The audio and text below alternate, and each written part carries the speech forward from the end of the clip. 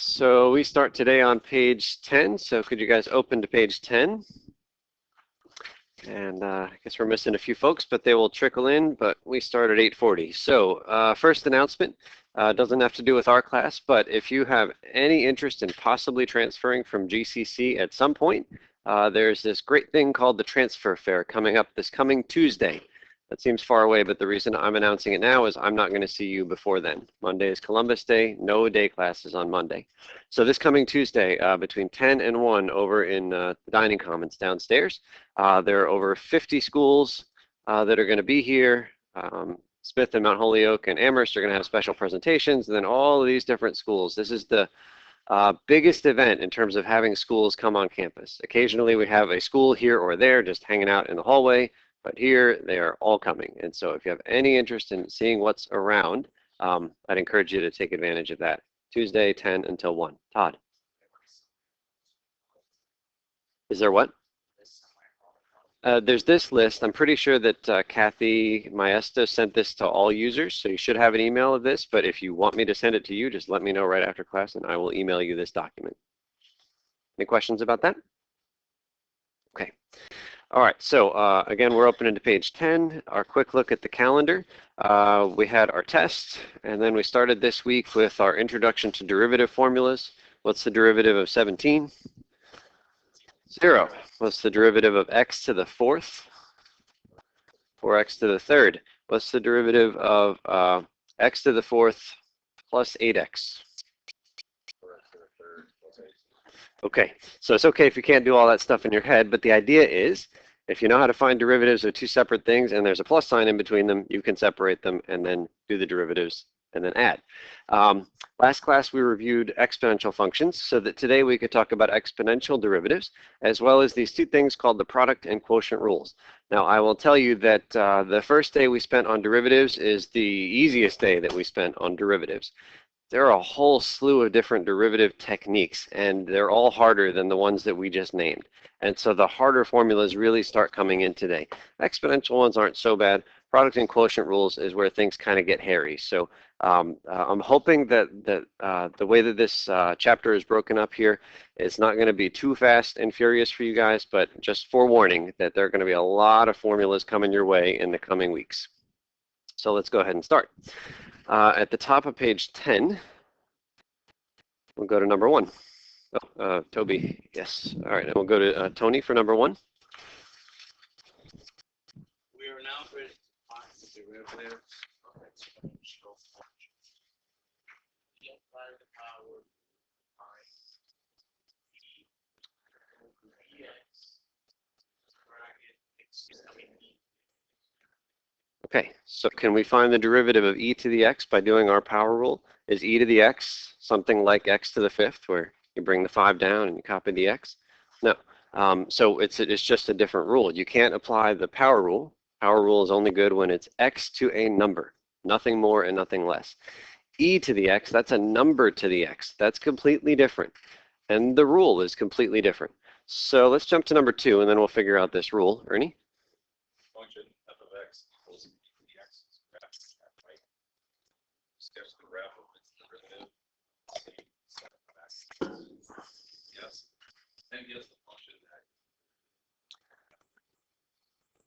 Okay, so maybe pick a couple of points here. Let's say 3 points maybe. Any place that are kind of spread out. What are you going to draw? 3 little tangent lines. Estimate 3 little slopes and plot 3 little points. Okay, so what appears to be happening in terms of graphing the derivative of e to the x? Feels like it's landing kind of near the graph itself. So I've drawn my 3 little tangent line. It's hard to even guess the slope because there's no grid behind here, but I don't know, a half, and then maybe 1, and maybe 3, just guessing. And so if I wanted to plot these points, I'd be out here at -1 and up at a half. Well, that's kind of really close to the black point that's already there. And then 0 and 1, well, that's kind of really close there. And then this one, I said the slope is 3, so I'm guessing it's around here. But I'm just guessing, and it kind of feels like the graph of the derivative looks quite similar to the graph of the original function. And so it turns out down here in this blank, the derivative of e to the x is e to the x. The derivative of e to the x is e to the x.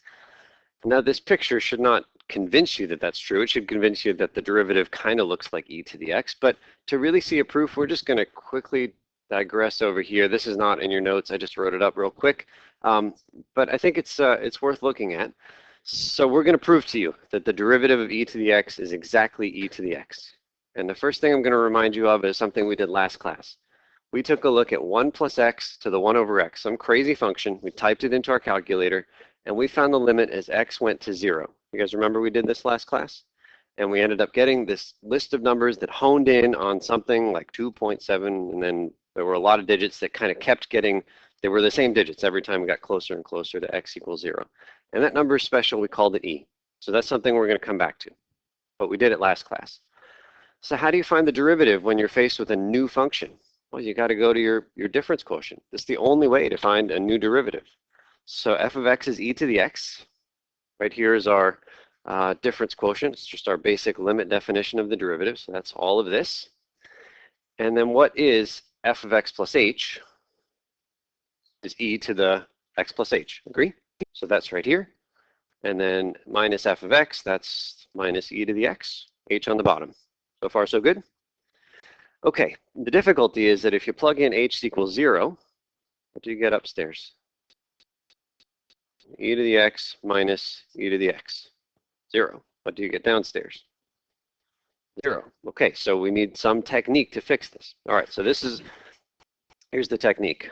We are going to recognize that this piece right here is really e to the x times e to the h. Do we buy that? Because if I gave you that, you'd add the powers. All right. So then what can I factor out on the top? What's the same as e to the x? So I've done that here. It's in purple. E to the x is outside. E to the h minus 1 is what's left. Now, here's something we haven't really talked about much. But what's the variable in terms of the limit? It's h. I know that x is normally our variable, but this limit is only thinking about h being something that moves, something that changes, which means that this e to the x is just a constant. And I can bring it right out into the front. It's e to the x times this thing. I'm going to bring the e to the x right in the front. Do we buy that? Right, we have enough people not buying it. That's okay. What if I gave you this? Limit as x goes to 2 of 5x squared. Can you guys do that in your head? What does that equal to? 20, right? 5 times 2 squared, 20. What about this? 5 times the limit, x goes to 2, x squared. 20? Because the limit is 4, and then but isn't it the same thing? Like whether the 5 is in there or out here makes no difference, right? So e to the x is a constant in terms of this limit. So whether it's inside or outside makes no difference. I'm going to pull it outside. What were we hoping this derivative was equal to? E to the x, that's the goal. If this whole thing here at the end, this is the derivative, what do I really want the green circled thing to equal? I really want it to be 1. Yes? If that green circled thing is 1, then I'm done. The derivative is equal to e to the x times 1. So the goal is to see if that green circled thing is 1. All right, we're going to do something really funny. So the green circled thing is there, and I've copied it down here without the limit. It's exactly the same. I'm just going to pull it up to the top of the screen. So the question is, if h is going to 0, is this fraction equal to 1? Okay, I'm going to pretend like I've got a question mark up there. If it is equal to 1, could I multiply both sides by h and get the next line? I mean, it's an if. Like if it's equal. I don't know what it is yet. But if it is, then I put it over there. And then I could add 1 to both sides. And then how do I solve for e? How would you get rid of that h? What could you do to both sides if you didn't want this thing? Not natural log. To the 1 over h, right? I'm trying to get e by itself in this case. If you wanted to get h by itself, natural log, yes. But I want to get e by itself. So I raise both sides to the 1 over h. You buy that this guy becomes e, and this side is just to the 1 over h. Yes? Okay. This thing right here looks very familiar. Remember the first thing we talked about at the top of this page? It was this guy. And if you let if you let x go to 0, what did this thing approach? E. So is this Is this thing right here going towards E as H goes to 0? Yeah, that's our definition of E. Okay, so if it was true then here at the bottom line, then reverse all those steps and get all the way back up to this part which we wanted, which was to say that that green circled thing is really approaching 1. And so the whole thing is just E to the X. Neat? Yes. I don't like the phrase above you, but what you are saying is, is this like quizzable or testable? And the answer is no. I'm not. The goal here was to, yes, yeah, like let's set the bar and see if we can understand. I mean, this is like a, can you follow each of these steps? Yeah, good. So we should believe the derivative of E to the X is E to the X. Quick question for my benefit. Is this worth the 2 minutes that we just spent in class? It's okay? All right. Let's go back. So we are now here, and we'll go to number 5. So we'll go back to Richard.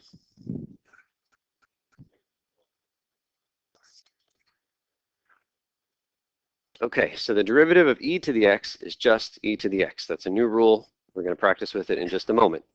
What if it's not E? What if it's some other number like 2 to the X or 5 to the X? All right, so the derivative rule says, let's see, derivative of E to the X is E to the X. Derivative of A to the X is A to the X, same pattern. But then you got to stick on this correction at the end. You have to multiply by ln of A. So the derivative for any exponential function is itself A to the X, but then you got to multiply by the ln of the base, natural log of the base. We'll talk about logs in a few classes, but anyway, that's just going to be some number. So let's try number 6. So we want to find the derivative of this sum. So first of all, is life good? Do we get to think of this as 3 separate functions and then add their derivatives at the end? Yeah, the sums work really nicely. So I'm just going to go ahead and start setting up my skeleton. Got 3 spots there with plus signs in between. That 4, does it stay or does it go when I take a derivative? A couple of votes for stay. I mean, the derivative of 4 is 0. So does that 4 completely disappear, or does it stick around waiting for you to do your derivative of E to the X? It's multiply, and constant multiples stay. They just wait around waiting for you to find the derivative. So what is the derivative of E to the X? E to the X. What's the derivative of 4E to the X? 4E to the X. That 4 is just hanging out waiting for you to find the derivative. Okay, 6 to the X. All right, that's like this rule that's right here at the top of the page. It's A is 6 in this example. So what's the derivative of 6 to the X? It's 6 to the X times ln 6. That's it. And again, if you don't remember a whole lot about ln, that's okay. You could just hit ln of 6 on the calculator and it will give you some messy number, and that's the derivative. That's fine. And then x to the 6th, 6x to the 5th. That's it. That's our answer. And the reason I include 6 to the x and right next to it x to the 6th is to show you that even though they look quite similar, the derivative rules couldn't have less to do with each other. Right? They're completely unrelated. So your job, not only do you need to know the rules, but you also need to know when to apply them. And you have to know 6 to the x has a different rule from x to the 6th. Fair? Okay. Number 7, we're now back to Andy.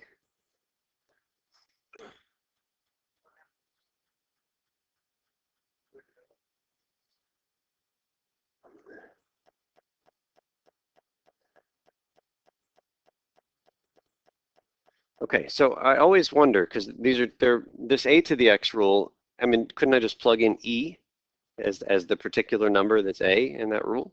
So I always wonder, you got to make sure that the rules agree. So if you tried to plug in an e right here, and an e here, and an e here, so then I guess technically according to that rule, the derivative is e to the x times ln of e.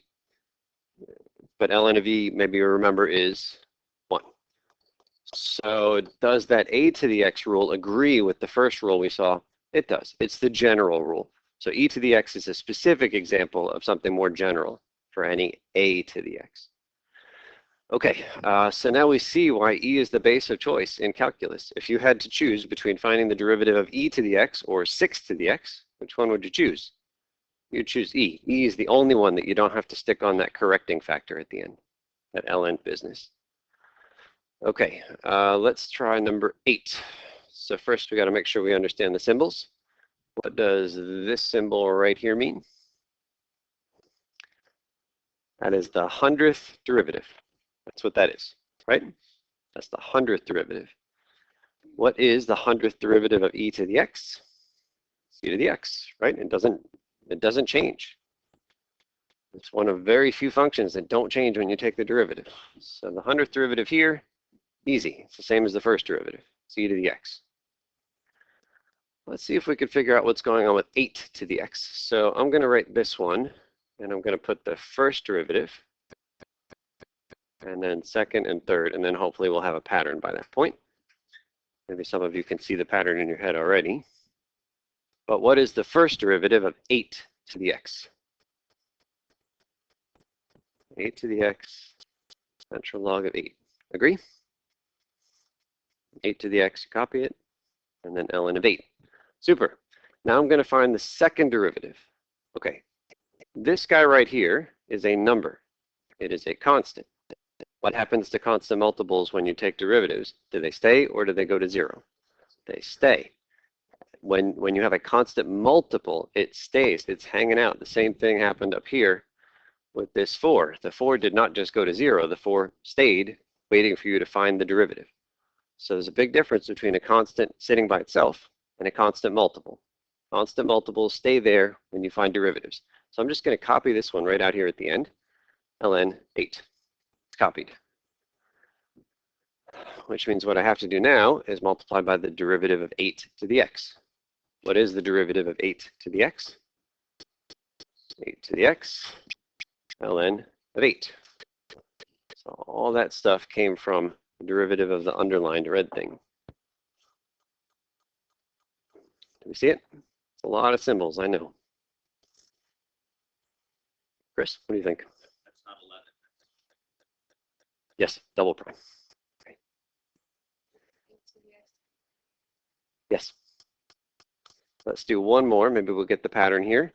All right, so first, this ln of 8, what happens to it when I take a derivative? Stay or go?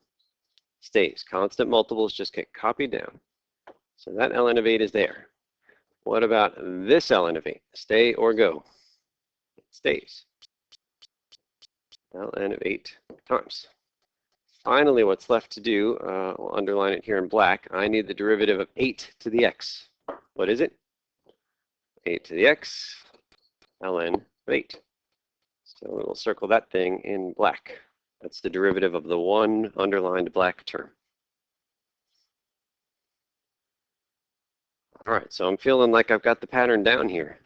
For the third derivative, I have 8 to the x. I had that for all of them. But then how many ln's of 8 do I have? 3. So it's really ln of 8 to the third, right? Just times, times, times. That's a power. So can you guys write down the 100th derivative of 8 to the x?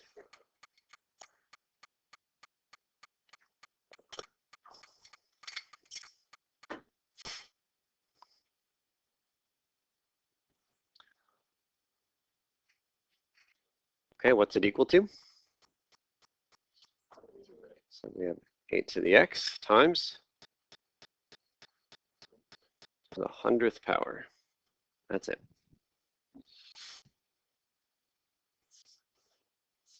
So if you see on a quiz or test a question which asks you to do some absurd number of derivatives, there's a pattern you just got to find. I'm not expecting you to find the first 99 derivatives in order to find the 100th. So if you see something like this on a test, then don't memorize that rule. I'm not going to give you this one on a test. We did this one together. But I'll give you a different one. And your job is to calm down. Don't worry about the 100. Just write out a few of them until you find the pattern, and then trust in the pattern to answer the big one. Nikki? So ln 8 is the constant multiple because it's being multiplied by 8 again? Yes. Yeah, it's the constant multiple is this. It's because of that symbol right there. Speaking of quizzes, I think we have one coming up soon, don't we? All right, so next class, which isn't until Wednesday, is our third quiz. It is on classes 12, 13, and 14, which is all three of the classes this week. All right, and then Friday, a week from today, is the third project is due. Okay, so we're back here. Let's go down here to number 9. We're over to, where are we now? Josiah?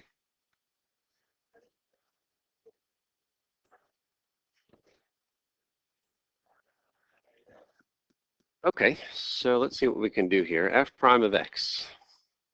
What is the derivative of e to the x? E to the x. And I'm going to make an observation about e to the x. It's always what kind of a number? Always positive. Yes? Always above the x-axis. Okay, so forget about the e to the x in the middle here, but I have a derivative that's always positive. Does the first derivative have to do with concavity or increasing, decreasing? It's increasing, decreasing. And if the first derivative is always positive, what is the function always doing? Always increasing. Is the graph of e to the x always increasing?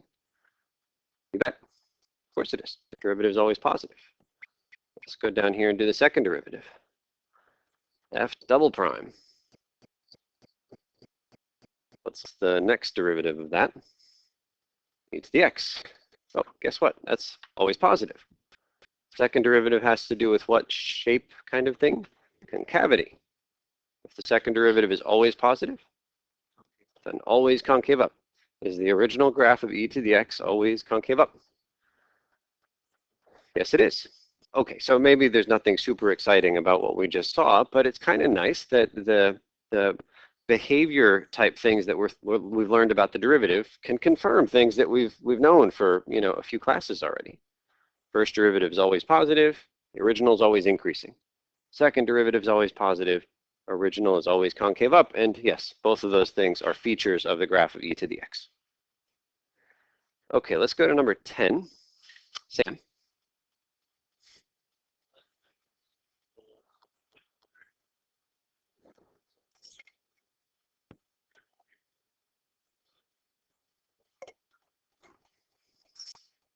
Okay, so what you guys are going to do in your groups is see if you can come up with some creative little word problem, find the equation to describe blah, blah, blah, and you got to come up with the words where the answer is that equation.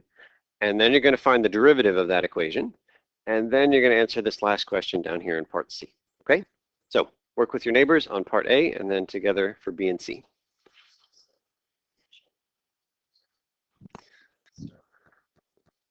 Okay, so we came up with lots of creative word problems where the answer is that equation. And then in finding the derivative, make sure we're clear on where that ln goes. The 500 is a constant multiple. It stays. You just copy it right down. And then what's the derivative of 0.75 to the t? Don't do this kind of, bring the t in the front and subtract 1 from the power. It's not the power rule. This is an exponential function. So what's the derivative of 0.75 to the t? 0.75 to the t times ln of the base, ln of 0.75. Okay, now the next question asks about whether this function is positive or negative. Okay, well, we've actually got a couple of easy pieces for that. This 500 is what kind of a number? Positive, fair enough. 0.75 to the t, that's an exponential decay function, but it's always what? Always positive. So really the only question is what's the sign of ln of 0.75? Now we'll review logs, and I'm actually hoping at some point you'll know whether that's a positive number or negative just by looking at it. But even if you don't at this point, you can type it in, and what do you get? You get some negative number. So just for kicks, can somebody type 500 times ln of 0.75?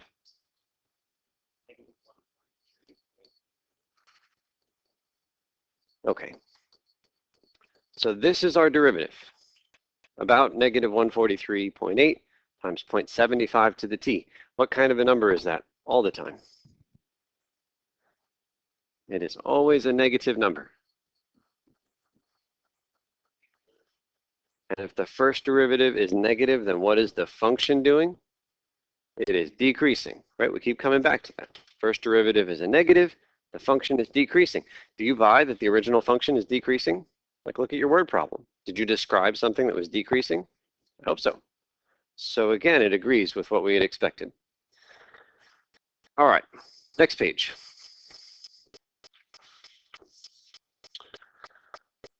Okay, so just being mindful of the time, we're going to jump down to number 12. And it says, here's a rule for finding the derivative of a product of two functions. We're going to write a product rule in just a moment. So if life is good, then to find the derivative of the product, what might you think to do? Well, let's find the two derivatives and then do what at the end? And multiply them. And so we get this, this looks an awful lot like the addition rule that we saw the other day, which was valid. The addition rule was fine. Unfortunately, the product rule is not fine. If you do this when you're trying to find the derivative of the product of two functions, you will almost certainly get the wrong answer. So we need something new. We need the product rule. Here it is. In symbols, it's kind of a mess. So we're going to kind of translate it away from the symbols and more towards words. I'm going to call the two functions the first function and the second function. So here's what it says. The derivative of the product of two functions is equal to the first function times the derivative of the second function plus second function times derivative of the first function. In more concise symbols, f times g prime plus g times f prime. And in words, first times derivative of the second plus second times derivative of the first. It's in bold. What does that mean? It's important. And how do we get it into our brains and sound silly to anybody walking past the room? We chant it. Ready? First times derivative of the second. All right, we're going to need some 6 a.m. practices to get together because that sounded very poor. All right, let's try again. Ready? Here we go. First times derivative of the second plus second times derivative of the first. That was better. Still, we're 6 a.m. tomorrow. Okay, let's skip number 13 and jump to 14. 7x to the fourth times e to the x. First thing you need to avoid doing is the following. I guarantee you I will give you no points on a quiz or test if you do this. What's the derivative of 7x to the fourth? 28x to the third. Let me just point out real quick. You kept that 7 right there. You did it naturally. How do you see the 7 still in the answer?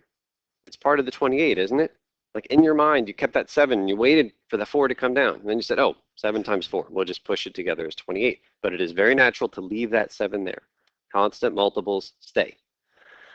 Okay, times, because I see a times. What's the derivative of e to the x? E to the x. What will you get if you do this on a quiz? You will get nothing. You cannot just do products by separating them and multiplying at the end. It doesn't work. So let's try this product rule. So it says first times derivative of the second. So again, I'll arbitrarily name them first and second. Doesn't matter which one you call which. So what is the first function copied as is? 7x to the 4 times the derivative of the second. What's the derivative of the second function? E to the x. What comes next in the product rule? Plus, it's very strange. It started as a product. There's no plus in the beginning, but there is in the derivative. Plus, second, as is. What's the second function? E to the x times the derivative of the first, 28x cubed. That's the answer.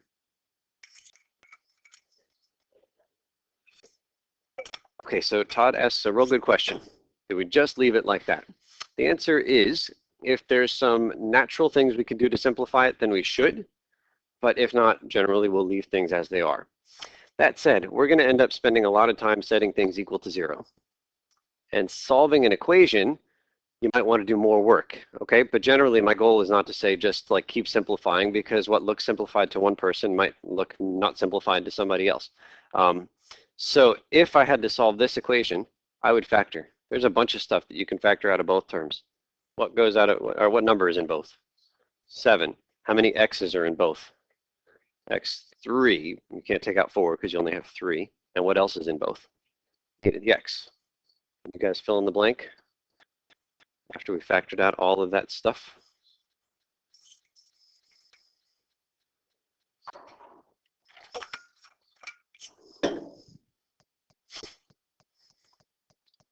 What goes first? X plus 4. And solving that equation equal to 0 is a whole lot easier than solving the first equation equal to 0. Because now we have the different parts. What value of x makes the x cubed 0? X equals 0. What value of x makes e to the x 0? Andrew? Never equals 0. E to the x never equal to 0. Come on, who are you trying to fool here? What about x plus 4? When does that equal 0? Negative 4. There we go. Somehow, this function, 7x to the 4 times e to the x, I don't know exactly what it looks like, but x equals 0 and x equals negative 4 are important for that function. That's weird. But 7x to the 4th e to the x is, I don't know, quite a bit more complicated than most functions we've ever studied. I'm curious. I'm just going to type this thing in real quick, and we're going to look for some strange behavior at those two numbers. So here we go. F of x equals, what was it? 7x to the 4. The original was e to the x. That's it, right? So we're looking for something happening at x equals 0 and x equals negative 4. In fact, what was the value of the derivative at those two numbers? It was 0. Isn't that how we got it? I just decided arbitrarily to set the derivative equal to 0. Can you, with your arm, show me what the tangent line looks like at x equals 0 and x equals negative 4? If the derivative is 0, it is flat. So I'm looking probably for some peaks or valleys at those 2 points. X equals 0, x equals negative 4. All right, so x, oh, look at that. I probably would have been content to just say, oh, look, it's kind of like a parabola. It just goes up forever, and that's fine. But does it? It doesn't. And we knew that something funny was happening at x equals negative 4. Is it flat? Yes, it is. And if you zoomed in on this x equals 0, you would see it's flat there as well. And again, without too much work, we just got real good information about a graph that I had no idea what it was going to look like. And again, if I didn't know what it was going to look like, I might have trusted that I had a good picture here. Okay, let's go here. All right, so that is Chris. In the factor part of that equation, Mm-hmm. e to the x does not get applied to the distribution. I mean, you could distribute it, but then I think you're heading back up to where we came. We took it out so that we could have multiplication, because solving equations equal to 0 when you have multiplication is really easy. You just set each piece equal to 0. When you distribute e to the x Mm-hmm. into the part to the right, Mm-hmm. or e to the x. You'd get x e to the x plus 4e to the x. Yes. I don't see that in Up above? So you said 4e to the x, so that is inside of this piece. Oh, okay. It's okay? Yeah, I get it. Okay. All right. So there is the product rule. I would encourage you to learn the English version. I think the symbols will follow if you can remember that phrase. Okay, the quotient rule. It's kind of like the product rule. It does not work as nicely as you would hope. If you give me this, I'm just going to jump down here. The derivative of 3x plus 2 over negative 2x minus 1. What's the derivative upstairs? 3 plus 0. What's the derivative downstairs? Negative 2. There's not enough red ink in the world for me to put on your paper if you give me this on a quiz. Right? The quotient, you cannot just separate quotients. This is a drastic change from the rules we talked about on Monday. On Monday, we had sums, and we separated them. On Monday, we had difference, and we separated them. Today, we have products and quotients, and we cannot do anything natural with products and quotients. Okay, so let's see the quotient rule. Sadly, worse than the product rule. Here it is in symbols. Again, I can't remember the symbols too well, so I think of these functions as top and bottom. I don't think remembering this rule with first and second is good unless you're always consistent that first is, well, you just pick. It doesn't matter to me which one you call first, but be consistent. I prefer top and bottom, no ambiguity. Okay, so here it is in English, and we'll just kind of highlight these things as we go. Bottom times derivative of the top minus, that is a difference. Product rule had what? Had a plus in it. It's different. Minus the top times the derivative of the bottom. And it's a quotient rule. It turns out it has a denominator. It's the bottom function squared. Okay, in English, bottom times derivative of the top minus top times derivative of the bottom over bottom squared. Ready, set, go. Bottom times derivative of the top minus top times derivative of the bottom over bottom squared. There you go. I'm pretty sure on the quiz on Wednesday, I'm going to give you the formulas for both of these things, but I won't give them to you again after that. So this might be something to put on a reference sheet or index card, okay? At some point, it would be super if you had those rules memorized. I don't know how long that will take you to get there, but lots of practice and you'll get there. Here we go. So yeah, some people, I'm just showing you this because some other folks have done it differently. So instead of calling it top, we could call it high and low, yes? And then instead of calling it high, we just shorten it up to high, and then low, instead of low, some people make it, I don't know, it doesn't make any sense to me, but then it becomes ho-de high minus high-de ho over ho-ho, which is just silly. I can't get myself to say that. But however you need to remember it, remember it. Let's try number 16. Okay, so how do we start? Top or bottom? Bottom times derivative of the top. So we copy the bottom function. Copy the bottom function. In fact, can I tell you, when I start the quotient rule, I start with the bottom squared, actually, because there's so much stuff to do upstairs that by the time you get to the end of it, you might have forgotten that there's still something to put in the bottom. So I always start my quotient rule with the bottom squared. Negative 2x minus 1 squared.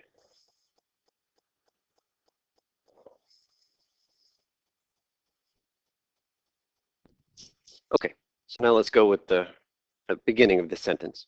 Bottom, as is, unchanged, what is it? Negative 2x minus 1. Put it in parentheses because we're multiplying.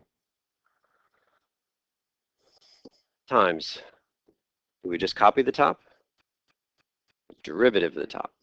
What is the derivative of the top? 3. Super. In the product rule, it's a plus. In the quotient rule, minus. Minus. What goes next? The top function, as is, 3x plus 2, times the derivative of the bottom. What's the derivative of the bottom? Negative 2.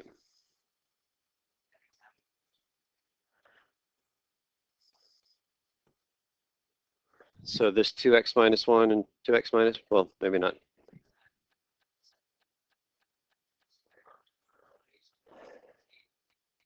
Todd is, Todd, well, so Todd, you're saying factor out, but do you mean cancel like I've written here? So Todd is recognizing a pattern, and we like looking for patterns. Do you guys agree with Todd that every time you do the quotient rule, you will have this opportunity to cancel? Yeah, we can't do it, but I'm glad we found it. You can't cancel with just the one thing because there are two things upstairs. That's right. You could split it into two fractions and cancel the thing that's first. Generally, we leave it as the one big fraction that it is. But I'm really glad Todd pointed this out to us because it is very tempting to cancel. I see a 2x minus 1, 2x minus 1. Let's cancel. Makes life easier, right? We'll always have that opportunity by the way the formula is built. And it never cancels, so don't do it. But I'm glad we pointed it out. So here's something we can do, and we kind of are obligated to simplify here. I mean, this is the derivative, but if we distribute upstairs the 3 and distribute upstairs the negative 2, then there will be terms that will combine, and it's our obligation to do that. The bottom, never distribute it out. Don't ever, ever distribute the bottom in a quotient rule. Should I write that? Never expand.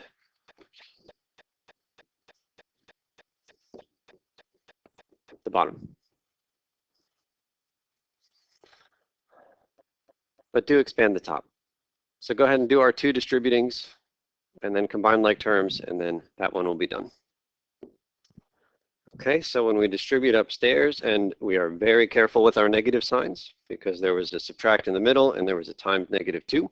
So be really careful when you distribute. Then the 6 x's cancel. That doesn't always happen. You usually have x's left over. But in this case, we just get 1 over negative 2x minus 1 squared. And let's keep kind of talking about this. If you take a number and square it, What kind of a number do you have? It's positive. This is always positive, yes? And that's the derivative, first derivative. So what is the original graph always doing? It is always increasing. Always, always, always. Okay, we've talked a little bit about this 3x, or about rational functions, but let's just see if we can't pull that thing up. F of x equals, somebody help me out here. What was it, 3x? 2x minus 1. I'm looking for a function that is always increasing. If we spent a little bit of time, well, I mean, rational functions, there's a whole big process, right? Font size 20 is good. So there's my function at the bottom. I could think about horizontal asymptote. Oh, thank you, negative 2x. Thank you. Actually, I'm going to make the mistake on purpose, and then we'll put it back and fix it. But if we think about horizontal asymptote, you guys remember what to do when the powers are the same on top and bottom? It's just negative 3/2, right? Horizontal line at negative 3/2. That's the horizontal asymptote. Vertical asymptote, top or bottom? Which one is important? It's the bottom. We need the bottom to equal 0. We could solve an equation. I think it's what, x equals negative 1/2. Okay, so x equals negative 1/2, vertical asymptote. And then you can play your game with the sign chart and maybe plot a few intercepts and have your graph. But in all of that, we wouldn't have known without this calculus idea that the derivative is always positive. So the function is always what? Increasing. So I'm expecting a function to always be increasing.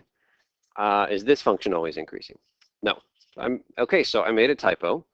But if I didn't have any expectation of what to look for, probably wouldn't have caught it.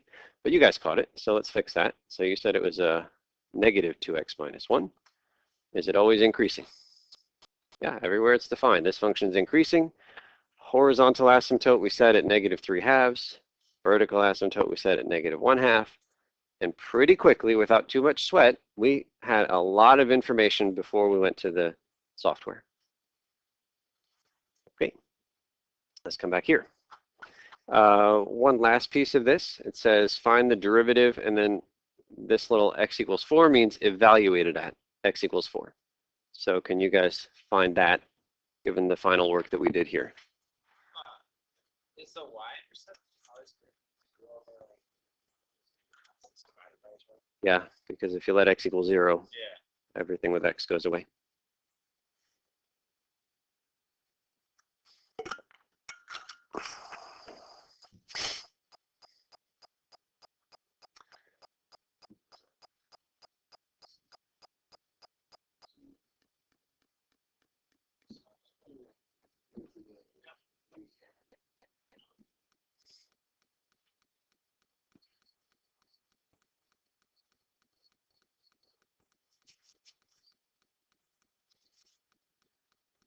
Did I do that right? Is it 1 over 81?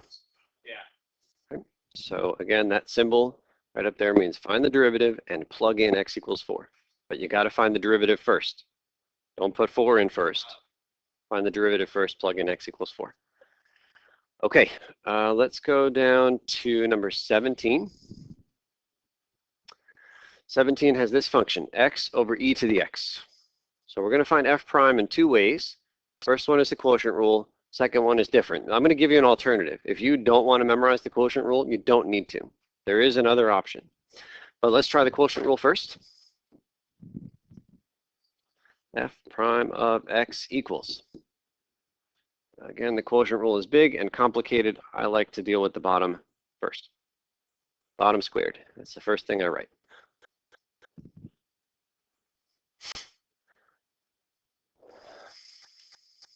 Okay, does the quotient rule start with the bottom or the top? Bottom. E to the x copied as is times, what's the derivative of the top? 1. Plus or minus? Minus the top copied times the derivative of the bottom, e to the x. That's it. Quotient rule is done.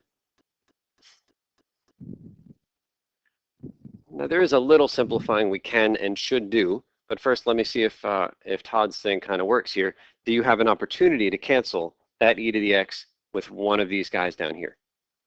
You do, right? I mean, you have that opportunity to cancel. Don't ever do it, right? You can't just cancel one thing upstairs. In this case, we are going to be able to cancel because we can factor. But don't just cancel because those two things look the same. So let's factor out what comes out of both on top. E to the x times 1 minus x over e to the x squared. And now can we cancel? I can, because it's multiplication. So e to the x goes away with one of those down there. And so we just get 1 minus x over e to the x.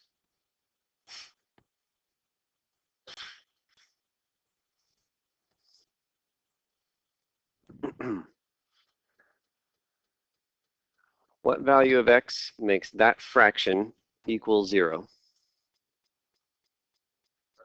The fraction. X equals 1, right? The bottom is never 0. That's true. But the top is equal to 0 at x equals 1. So again, can you show me what the tangent line looks like for this graph at x equals 1? Again, we set it equal to 0. It's horizontal. It's probably one of those hills or valleys. So let's type it in real quick. What was the function again? It was x over e to the x. Okay, what's the important value of x we just found? X equals 1. We are looking for something flat, probably a hill or a valley at x equals 1. And again, it's a function that's quite complicated, but with very little work, calculus allows us to figure out where are the interesting things happening. Is this function right here, is it concave up or concave down? It's concave down. How about out here? It looks like it's slightly concave up, and we could kind of zoom in a little bit if we wanted to. All right, do we buy it now? Concave up. All right, so where do you think it changes from concave down to concave up? So one is at the top. I feel like it's still solidly concave down right up there. I think that the shift is someplace, someplace where it's the steepest. Yeah, so to find that special point, we found the special hill or valley. To find the other special point where the behavior thing changes, we just take a second derivative, set it equal to 0. Okay, so again, hoping to convince you that calculus allows you to get a lot of easy information about complex graphs. And then we use that with the software. I'm not saying we're going to get better at graphing than the software, but we can know what we're looking for before we type it in. Okay, so there's our answer. I'm going to show you this alternative. We're going to do it quick because I think it's worse than the quotient rule, but I'm just giving it to you as an option. Here's what we're going to do first. We're going to multiply both sides by e to the x. E to the x times times f of x equals what? X. If we multiply by e to the x on both sides, it cancels on the right. Now what we're going to do is take a derivative of both sides. So we're just going to copy each side separately and take a derivative on both sides.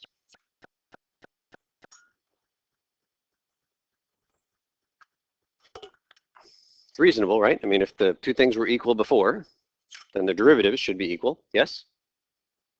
Okay, so, it's kind of like adding 7 to both sides. That's something you've done for years. Take a derivative of both sides. That's something we can now start doing. If they were equal before, they'll be equal when we take a derivative.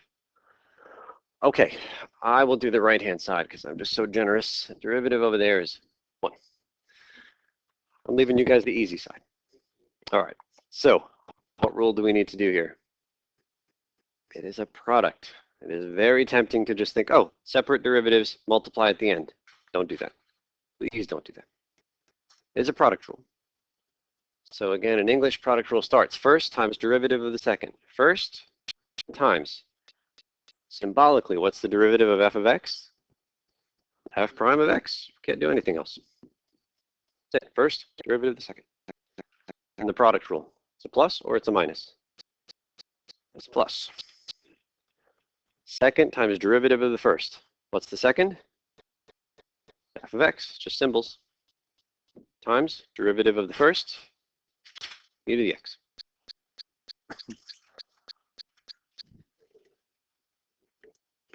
All right, so now we get something that looks pretty crazy. And we have to remind ourselves of what the goal was. What was the goal of this question? What are we trying to do? Find what?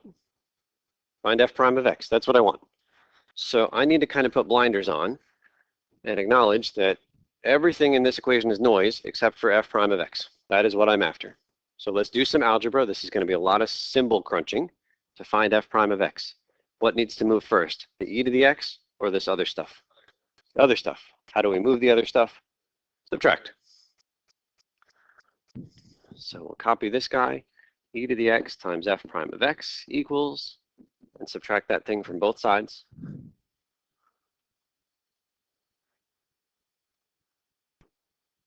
One minus f of x times e to the x. Good.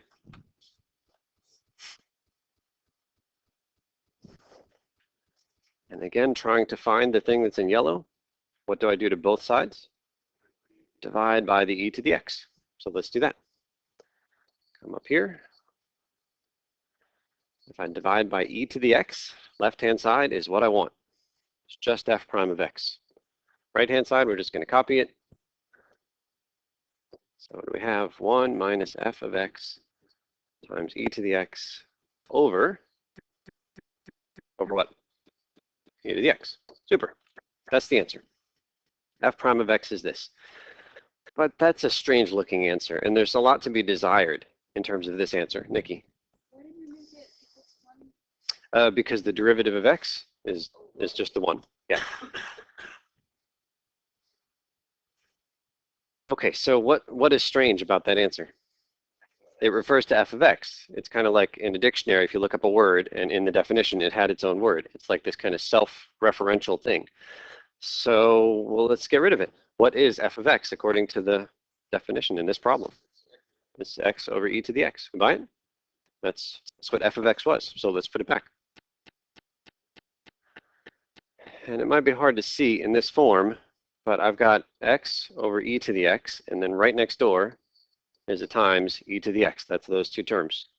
What happens? Cancel. We just get x. Those guys cancel.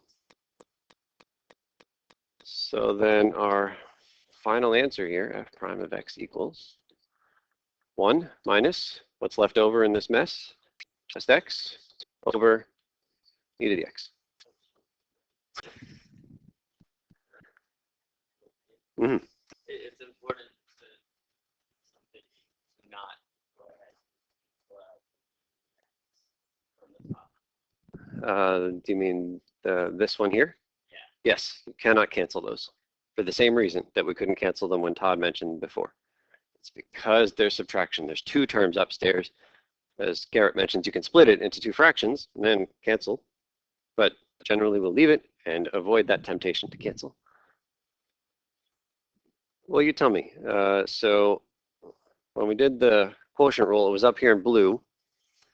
Felt like a whole lot less ink than we ended up using here in red.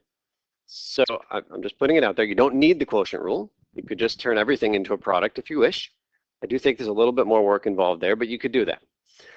So more than just trying to give you an option, actually, at some point, not too far down the road, we're going to see a technique called implicit differentiation. Yeah, it's down here, implicit functions. And so that technique that we just used will be useful. It will be the only technique we have for certain problems. So wanted to give it to you in a problem that, you know, we could do another way so we could see that it works, but we're not going to use that until we get to those implicit kind of problems. Which rule? Yeah, maybe the quotient rule came from somebody doing something like this. Let's call it f of x over g of x to start with, and then do this kind of crunching and see what we get. I think that would be a really nifty way to prove the quotient rule, to come up with the quotient rule if you already know the product rule. That's great. Okay, 18.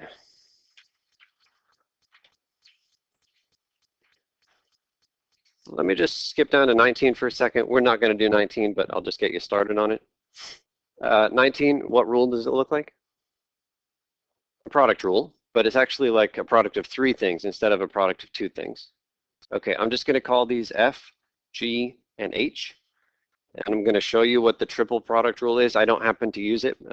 For me, I would probably see this as x to the fourth times all of that. That's a product rule. I can do that. But in the midst of doing the derivative of this, what rule will you need to employ? The product rule. So for me, that would just be a product rule inside of another product rule. That's how I would do it. If you are feeling fancy, you can do this kind of triple product rule. So here it is. It says you do F times G times H prime plus, guesses? H plus. There you go. So that's the triple product rule.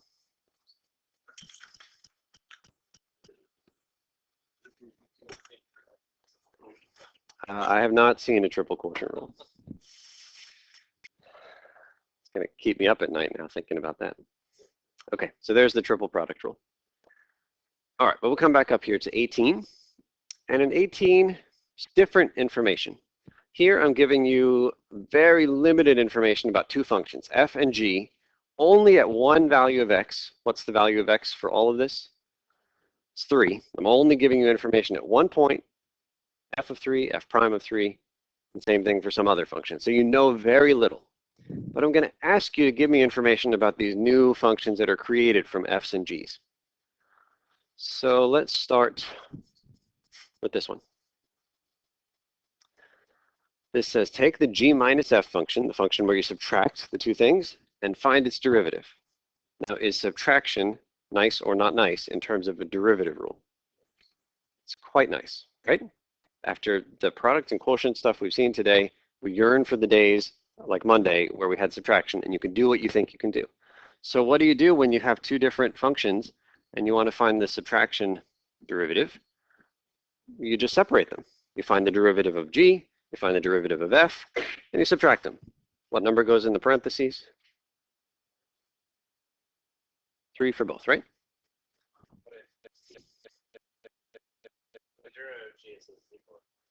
Oh yeah, so that'll be the next line. But that's it. Subtraction, you separate them. Do them independently and then come back with your answer. So that's a 4 minus -2, 6. Good?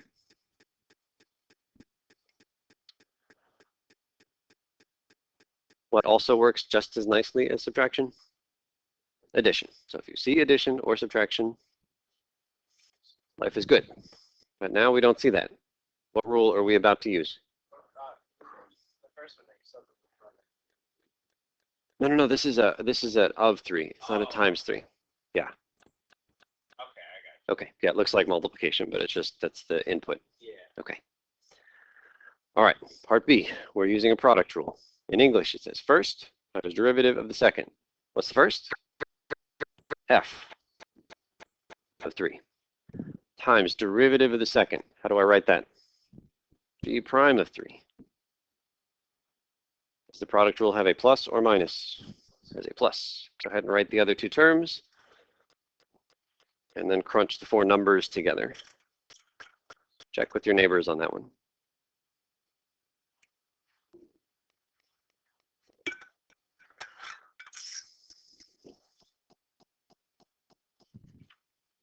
Okay, so we've got our product rule out. Let's take a look at part C. What rule? Quotient rule. Again, I think English, I think the words, but I'm able to write the symbols. So the very first thing I do with the quotient rule is which part? Is the bottom squared. That is always what I put first. So what symbols do I put on the bottom? It's f of 3, that's the bottom thing. And what are we doing with it? Squaring it. That goes on the bottom. It's always the first thing I do for a quotient. Okay, in English, it says bottom times derivative of the top. In symbols, f of 3, that's the bottom, times the derivative of the top, g prime of 3. And I just want to point out, this is actually kind of mean for me to do g over f, because when we saw just a little while ago the quotient rule, where is it? Here. It's f over g. So all of these symbols here are wrong, right? So that's why I'm not such a huge fan of memorizing g times f prime minus f times g prime over g squared. That only helps you if it happens to be exactly f over exactly g. So I think that the English is much more useful. Okay, so we're continuing the quotient rule. Is it a plus or a minus? It is a minus.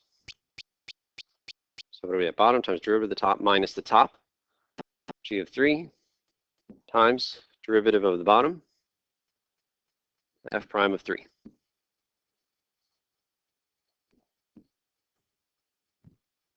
I know probably you're very eager to get a number. Again, it'll help you sleep better tonight, but can we skip to part D? We finished the interesting thing for part C, right? You just crunch the numbers and you'll get some answer. But let's move to D. Because in D, I have kind of a crazy looking, let's see, h of x, this new function I'm defining, is x times g of x plus 3x squared. So it's some combination of the g function, which I have very little information about, as well as some other functions, x and 3x squared. And we're looking for the equation of the tangent line.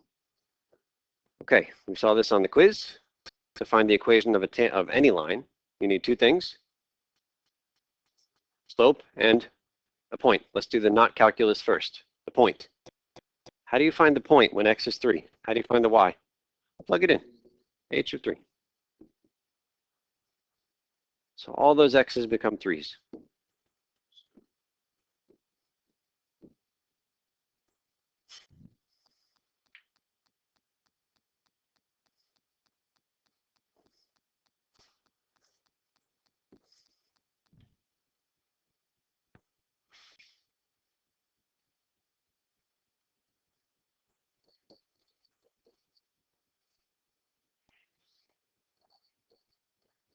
All right, so what do we get? 24?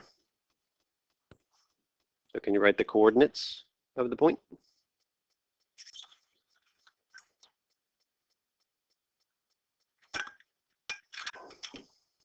So what are the coordinates? 3, 24.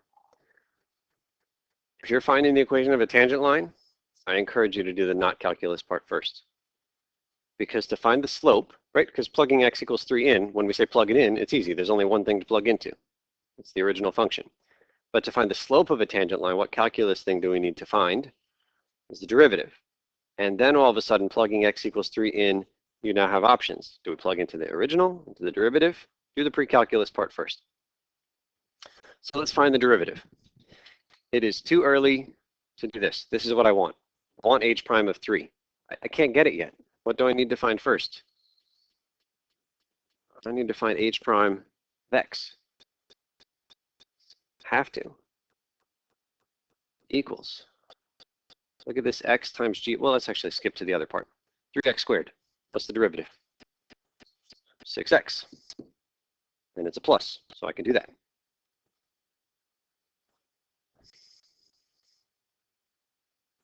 But for the first piece, x times g of x, what rule do we need to write out? That's a product rule. X times g of x.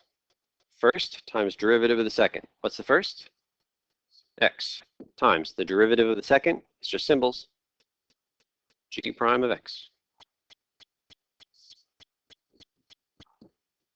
Plus, that's the rest of the product rule. Second times derivative of the first. G of x times 1.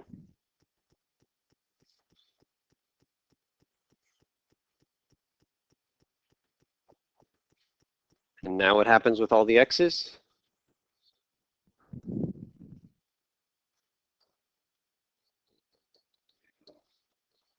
What were we interested in? At 3. So we'll call it a day. I'm a little bit over today, sorry. But plug in 3 for all those x's. That's your slope.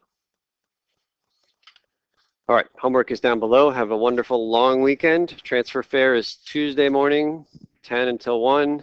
We'll see you back here Wednesday. You can start the quiz early Wednesday if you want to, 8:30 on Wednesday.